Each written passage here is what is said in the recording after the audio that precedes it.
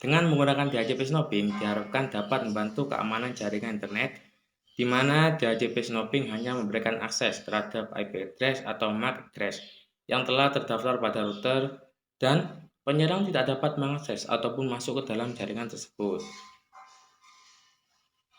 Nah, di sini masuk ke signifikasi studi. Di sini terdapat topologi jaringan dan keamanan jaringan komputer. Masuk ke topologi jaringan. Apa sih topologi jaringan itu? Topologi jaringan adalah struktur jaringan untuk mengidentifikasi cara bagaimana simpul atau pusat di dalam jaringan saling berhubungan.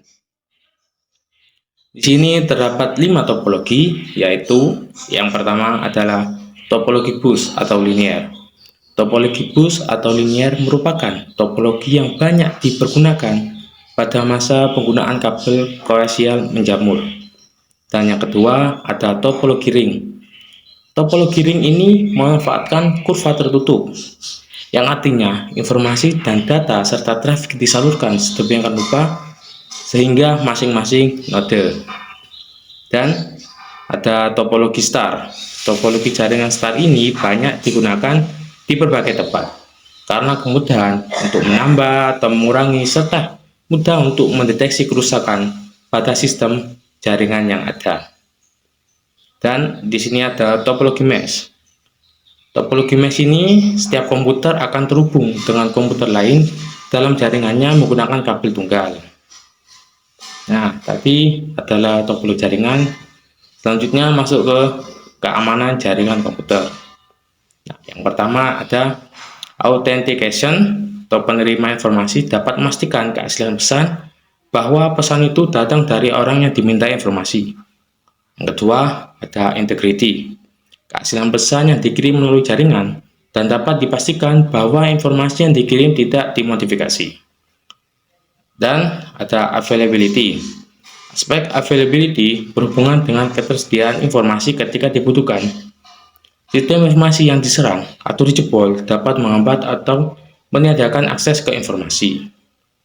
Dan ada confidentiality, merupakan usaha untuk menjaga informasi dari orang yang tidak berhak mengakses. Dan yang terakhir ada privacy. Seperti namanya, lebih ke arah data-data yang bersifat pribadi. Jenis-jenis serangan. Cipher, device penyadap komunikasi jaringan komputer dengan mode Prometheus dan Ethernet. Spoofing, melakukan penyamaran oleh pihak yang tidak bertanggung jawab. Jarcom, jaringan komputer. LAN, jaringan yang milik pribadi yang biasanya berada di dalam kampus atau gedung. 2. WAN, jangkauan mencakup daerah geografis yang luas. Ketiga, MAN, versi LAN yang lebih besar. Application layer menyediakan interface pada komputer. 2. Cycle layer mentransmisikan bit data yang digital. Nomor 3. Data link layer memeriksa kesalahan yang mudah terjadi pada transmisi data. Keempat, presentation layer mendefinisikan sintaks untuk berkomunikasi. Nomor 5, transport layer mengirimkan pesan, menangani pemecahan dan penghubungan pesan. Nomor 6, sensation layer mengendalikan sesi dialog untuk memutuskan koneksi komputer. OSI layer merupakan model referensi yang digunakan untuk memahami jaringan komputer secara umum. Dan OSI layer sendiri dibagi menjadi 7, diantaranya yaitu basic layer yang bertanggung jawab untuk mentransmisikan bit data digital dari sumber menuju ke penerima. Yang kedua, data link layer bertanggung jawab untuk memeriksa kesalahan yang mungkin terjadi pada saat proses transmisi data yang juga membungkus bit ke dalam bentuk data frame. Yang ketiga, network layer yang bertanggung jawab untuk menetapkan alur yang akan digunakan untuk melakukan transfer data antara perangkat. Yang keempat, transport layer yang bertanggung jawab untuk mengirimkan pesan antara dua atau lebih host di dalam jaringan. Yang kelima yaitu session layer, yaitu untuk mengendalikan sesi koneksi dialog seperti menetapkan, mengelola dan memutuskan koneksi antar komputer. Yang keenam, presentasi layar, yaitu bertanggung jawab untuk mendefinisikan sintaks yang digunakan host jaringan untuk berkomunikasi. Yang terakhir, application layer yang bertanggung jawab untuk menyediakan sebuah interface antara protokol jaringan dengan aplikasi yang ada pada komputer.